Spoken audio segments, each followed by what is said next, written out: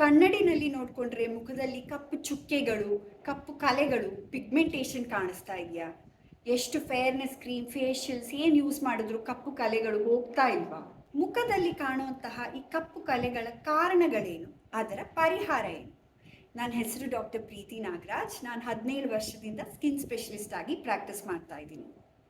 ಮುಖದಲ್ಲಿ ಸಾಮಾನ್ಯವಾಗಿ ಕಾಣುವಂತಹ ಕಪ್ಪು ಕಲೆಗಳು ಮತ್ತು ಕಪ್ಪು ಚುಕ್ಕೆಗಳನ್ನು ಮಂಗು ಅಥವಾ ಮೆಲಾಸ್ಮಾ ಮತ್ತು ಫ್ರೆಕಲ್ಸ್ ಅಂತ ಹೇಳ್ತೀನಿ. ಅದು ಸಾಮಾನ್ಯವಾಗಿ ತುಂಬ ಜನರಲ್ಲಿ ಕಾಣುವಂತಹ ಒಂದು ಪಿಗ್ಮೆಂಟೇಷನ್ ಪ್ರಾಬ್ಲಮ್. ಈ ಮಂಗು ಮತ್ತು ಫ್ರೆಕಲ್ಸ್ ಬರೋಕ್ಕೆ ಕಾರಣಗಳೇನು? ಮೊದಲನೇದಾಗಿ ಏಜ್ ಫ್ಯಾಕ್ಟರ್. ಈ ಫ್ರೆಕಲ್ಸ್ ಮತ್ತು ಮೆಲಾಸ್ಮಾ ಮಂಗು ಎರಡು ಈ 25 ವರ್ಷ ಆದ ನಂತರ ಯೂಶಲಿ ಶುರುವಾಗತ್ತೆ. ನಮ್ಗೆ ಏಜ್ ಜಾಸ್ತಿ ಆಗ್ತಾ ಆಗ್ತಾ ಇದು ಬರೋ ಚಾನ್ಸಸ್ ಜಾಸ್ತಿ ಆಗ್ತಾ ಹೋಗುತ್ತೆ. ಎರಡನೇದಾಗಿ ಜೆನೆಟಿಕ್ ಫ್ಯಾಕ್ಟರ್. ನಿಮ್ಮ ತಾಯಿ ಅಥವಾ ಯಾರಾದರೂ ಸಂಬಂಧಿಗಳಿಗೆ ಈ ಮಂಗು ಇದ್ರೆ ನಿಮಗೂ ಮಂಗು ಬರುವಂಥ ಚಾನ್ಸಸ್ ಜಾಸ್ತಿ ಇರುತ್ತೆ.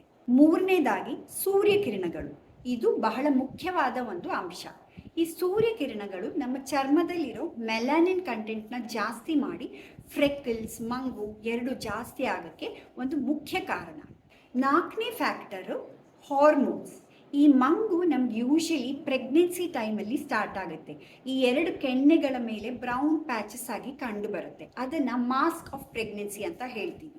ಒಬ್ಬೊಬ್ಬರಿಗೆ ಪ್ರೆಗ್ನೆನ್ಸಿ ಆದಮೇಲೆ, ಡೆಲಿವರಿ ಆದಮೇಲೆ ಆ ಮಂಗು ಹೋಗಬಹುದು, ಬಟ್ ಒಬ್ಬೊಬ್ಬರಲ್ಲಿ ಅದು ಜಾಸ್ತಿ ಆಗ್ತಾ ಹೋಗುತ್ತೆ. ಹಾಗೆಯೇ ಈ ಓರಲ್ ಕಾಂಟ್ರಸೆಪ್ಟಿವ್ ಪಿಲ್ಸ್ ಅಥವಾ ಬೇರೆ ಹಾರ್ಮೋನ್ ಇರುವಂಥ ಮಾತ್ರೆಗಳು ತಗೊಳ್ಳೋರ್ಗೂ ಈ ಮಂಗು ಜಾಸ್ತಿಯಾಗಿ ಕಂಡುಬರುತ್ತೆ. ಥೈರಾಯ್ಡ್ ಪ್ರಾಬ್ಲಮ್ ಇರೋರ್ಗೂ ಈ ಪ್ರಾಬ್ಲಮ್ ಜಾಸ್ತಿ. ಮೆನೋಪಾಸ್ ಟೈಮ್ನಲ್ಲೂ ಈ ಮಂಗು ಬರುವಂಥ ಚಾನ್ಸಸ್ ಜಾಸ್ತಿ ಆಗ್ತಾ ಬರುತ್ತೆ. ಸೊ ಈ ಮಂಗು ಮತ್ತು ಫ್ರೆಕಲ್ಸ್ಗೆ ಎಫೆಕ್ಟಿವ್ ಟ್ರೀಟ್ಮೆಂಟ್ ಏನು? ಮೊದಲನೇದಾಗಿ ಸನ್ಸ್ಕ್ರೀನ್ ಯೂಸ್ ಮಾಡೋದು. ಸನ್ಸ್ಕ್ರೀನ್ ಯೂಸ್ ಮಾಡದೆ ನಾವು ಎಷ್ಟೇ ಫೇರ್ನೆಸ್ ಕ್ರೀಮ್, ಎಷ್ಟೇ ಕ್ಲಿನಿಕ್ ಹೋಗಿ ಪ್ರೊಸೀಜರ್ಸ್ ಮಾಡಿಸ್ಕೊಂಡ್ರು ಅದು ಏನು ಪ್ರಯೋಜನ ಆಗಲ್ಲ. ಸನ್ಸ್ಕ್ರೀನ್ ಯೂಸ್ ಮಾಡೋದು ಬಹಳನೇ ಮುಖ್ಯ. ಸೊ ಸನ್ಸ್ಕ್ರೀನ್ ನಾವು ಯೂಸ್ ಮಾಡಬೇಕಾದ್ರೆ ಹಲವಾರು ಅಂಶಗಳನ್ನು ಜ್ಞಾಪಕದಲ್ಲಿ ಇಟ್ಕೋಬೇಕು. ಮೊದಲನೇದಾಗಿ SPF 30 to 50 ಇರುವಂಥ ಸನ್ಸ್ಕ್ರೀನ್ ಉಪಯೋಗಿಸೋದು ಉತ್ತಮ. ಎರಡನೇದಾಗಿ ಎಷ್ಟು ಸನ್ಸ್ಕ್ರೀನ್ ಯೂಸ್ ಮಾಡಬೇಕು? ಸನ್ಸ್ಕ್ರೀನ್ನ ಒಬ್ರೊಬ್ರು ಸ್ವಲ್ಪ ತಗೊಂಡು ಇಷ್ಟಿಷ್ಟೇ ಹಚ್ಕೊಂಡು ಹೋಗ್ತಾರೆ. ಅಷ್ಟು ಹಚ್ಕೊಂಡು ಏನು ಯೂಸ್ ಇಲ್ಲ. ಸನ್ಸ್ಕ್ರೀನ್ ಯೂಸ್ ಮಾಡಬೇಕಾದ್ರೆ ನಾವು ಟ್ಯೂಬನ್ನು ಸ್ಕ್ವೀಸ್ ಮಾಡಿದಾಗ ಈ ಎರಡು ಬೆರಳಲ್ಲಿ ಎಷ್ಟು ಸನ್ಸ್ಕ್ರೀನ್ ಬರುತ್ತೋ ಅಷ್ಟು ಸನ್ಸ್ಕ್ರೀನ್ ಬೇಕು ನಮಗೆ ಮುಖಾನು ಕತ್ತು ಕವರ್ ಮಾಡ್ಕೊಳ್ಳೋಕ್ಕೆ. ಅಷ್ಟು ಸನ್ಸ್ಕ್ರೀನ್ನ ಕರೆಕ್ಟಾಗಿ ಯೂಸ್ ಮಾಡಬೇಕು. ಇನ್ನೊಂದು ಪಾಯಿಂಟ್ ಏನಂದರೆ, ನಾವು ಮನೆ ಒಳಗಿದ್ರೂ ಸನ್ಸ್ಕ್ರೀನ್ ಒಂದ್ಸತಿ ಹಚ್ಕೊಳ್ಳೋದು ಬೆಟರು. ಆಚೆ ಹೋಗಿದ್ರೆ ಅಥವಾ ನಾವೇನಾದ್ರು ವೆಕೇಶನ್ ಆ ಥರ ಆಚೆನೇ ಇದ್ದರೆ ಈ 3-4 ಗಂಟೆಗೆ ಒಂದ್ಸಲ ಸನ್ಸ್ಕ್ರೀನನ್ನು ರಿಪೀಟ್ ಮಾಡಿಕೊಳ್ಳೇಬೇಕು. ಇಲ್ಲದೇ ಇದ್ದರೆ ಅದ್ರ ಎಫೆಕ್ಟು ಕಡಿಮೆ ಆಗ್ತಾ ಹೋಗುತ್ತೆ. ಕೆಲವು ಒಳ್ಳೆ ಸನ್ಸ್ಕ್ರೀನ್ ಉದಾಹರಣೆಗಳನ್ನು ನಾನು ಡಿಸ್ಕ್ರಿಪ್ಷನ್ ಬಾಕ್ಸ್ನಲ್ಲಿ ಹಾಕಿದ್ದೀನಿ, ನೀವು ಲಿಂಕ್ನ ನೋಡ್ಬೋದು.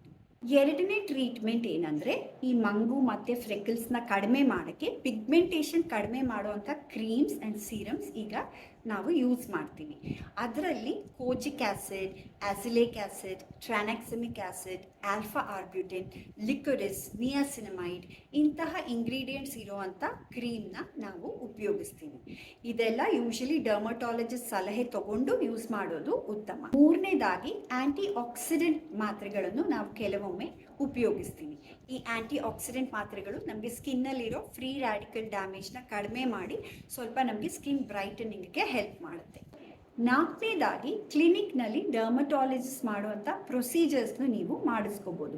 ಅದರಲ್ಲಿ ಕಾಮನ್ ಆಗಿ ನಾವು ಮಾಡುವಂಥ procedures chemical Peel's, laser toning, meso lightning ಇಂತಹ ಪ್ರೊಸೀಜರ್ಸನ್ನು ನಾವು ಮಾಡ್ತೀವಿ.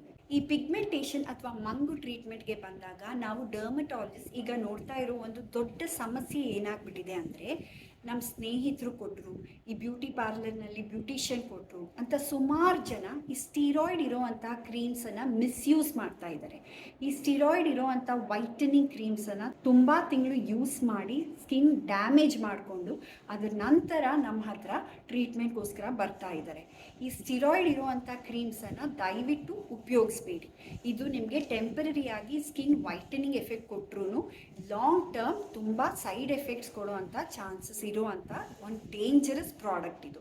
ಇಂತಹ ಕ್ರೀಮ್ಸ್ಗಳಲ್ಲಿ ಸ್ಟೀರಾಯ್ಡ್ ಕಂಟೆಂಟ್ ಹೈ ಆಗಿರೋದ್ರಿಂದ ಅದು ನಮ್ಮ ಸ್ಕಿನ್ನನ್ನು ಡ್ಯಾಮೇಜ್ ಮಾಡಿ ತುಂಬ ಸೈಡ್ ಎಫೆಕ್ಟ್ಸು ಬರ್ತಾ ಇದೆ. ಸೊ ಇಂತಹ ಕ್ರೀಮ್ಸ್ಗಳನ್ನು ದಯವಿಟ್ಟು ನೀವು ಯಾರಿಗೂ ಸಜೆಸ್ಟು ಮಾಡಬೇಡಿ, ದಯವಿಟ್ಟು ಯೂಸ್ ಮಾಡಬೇಡಿ. ಈ ವಿಡಿಯೋ ನಿಮಗೆ ಉಪಯೋಗ ಅನಿಸಿದ್ರೆ ಲೈಕ್, ಶೇರ್ ಅಂಡ್ ಸಬ್ಸ್ಕ್ರೈಬ್ ಮಾಡಿ.